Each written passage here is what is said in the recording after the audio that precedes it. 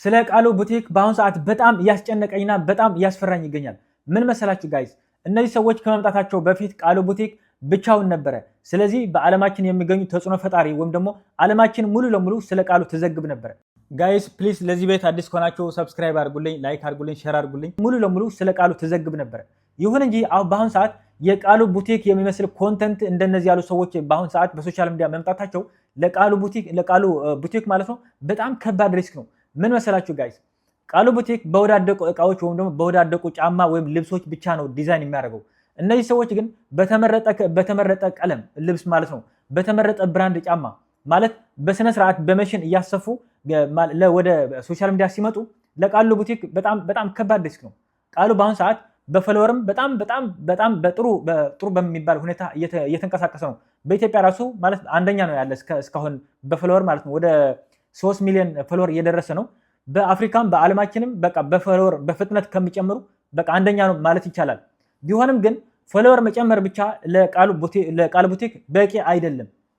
በቃ ይህ ብራንድ የቃሉ ቡቲክ ብራንድ ወደ ገንዘብ ካልቀየረው ይህ የቃሉ ቡቲክ ብራንድ ማለት ከትላልቅ ካምፓኒዎች ለምሳሌ ከነ ኢንስታግራም ወይም ደግሞ ከሌሎች ትላልቅ የሆኑ ድርጅቶች ኮላቦሬት ካላደረገ ለቃሉ ቡቲክ ይህ ነገር በጣም ሪስክ ነው።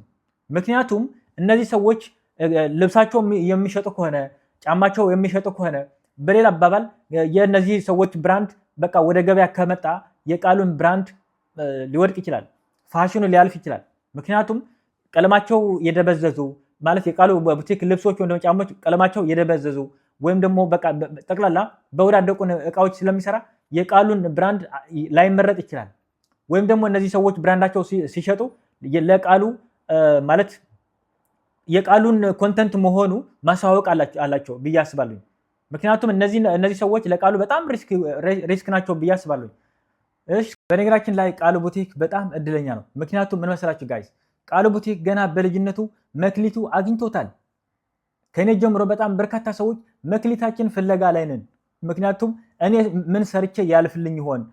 ምን ሰርቼ ህይወቴ መቀየር እችላለሁ?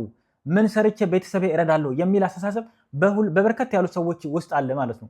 ስለዚህ ቃሉ ቡቲክ ገና በልጅነቱ ይህንን ያህል እውቅና፣ ይህንን ያህል እውቀት፣ ይህንን ያህል የሰው መውደድ ሲያገኝ ነው ብቻ ግን በጣም ከባድ ነው ለቃሉ። ይህ ነገር በጣም ማለት የእግዚአብሔር ጸጋ ነው እና ይህ ነገር በትክክል በስነስርዓት ከተጠቀምበት ደግሞ ይህን እውቅና ይህንን ፎሎወር ምናምን እሱን ነገር ወደ ጥቅም ቢቀይረው ቃሉ ቡቲክ ኢትዮጵያ ብቻ አይደለም አፍሪካ ብቻ አይደለም ዓለምን ሊወክል ይችላል ብዬ የማስበው ልጅ ነው። በጣም ምርጥ ልጅ ነው። በቃ ማለት ከምናስበው በላይ ነው። በቃ ጭንቅላቱ ፋስት ነው። በቃ እውነት ኦ ማይ ጋድ። በነገራችን ላይ እኔ የማስበው ነገር የቃሉን ቡቲክ ሁኔታ ዝም ብሎ ፎሎውን ብቻ መጨመር ትኩረቱ ባያደርግ፣ ምክንያቱም በቃ በተሻለ መልኩ ሁኔታውን ራሱ የዲዛይን ለምሳሌ እንትን ራሱ የቺ ምንድነው የምትባል ልብስ የሚሰፋ መሽን እሱ ራሱ በደንብ ቢለማመድ የተሻለ ይመስለኛል።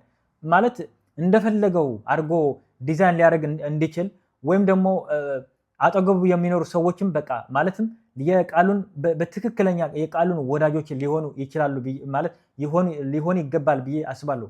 ምክንያቱም አንዳንድ ሰዎች ማለት በሀገራችን ራሱ የሆነ መጥፎ አስተሳሰብ አለ። አንዱ ካደገ አንዱ በልጦ ወይም ደግሞ አንዱ ከወጣ ለምን ይበልጠኛል የሚል አስተሳሰብ ያላቸው ሰዎች ይህንን ወንድማችን ሊጎዱት ይችላሉ ወይም ደግሞ መጥፎ አስተያየት ሊሰጡት ይችላሉ። እና በነገራችን ላይ ይህ ልጅ ማንም ሰው ዳውን ቢያደርገው ራሱ ማንም ሰው አያወድቀውም።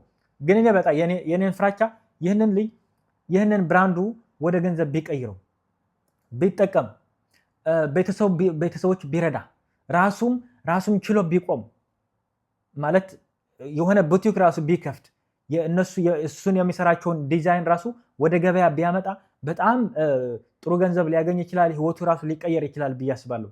እነዚህ ትላልቅ ድርጅቶች ከቃሉ ጋር ኮላፕት ለማድረግ የሚፈልጉ ለእነሱም በስነስርዓት ቢያስተናግዳቸው ጥሩ ገንዘብ፣ ጥሩ እውቅና፣ የተሻለ ህይወትም ሊኖረው ይችላል ብዬ አስባለሁ። እንግዲህ ያላችሁ ሀሳብ በነገራችን ላይ ኮሜንት ላይ ጻፉልኝ። ለዚህ ቤት አዲስ ከሆናችሁ ፕሊዝ ሰብስክራይብ አድርጉ፣ ላይክ አድርጉ። ያላችሁ ሀሳብ ኮሜንት ላይ ጻፉልኝ።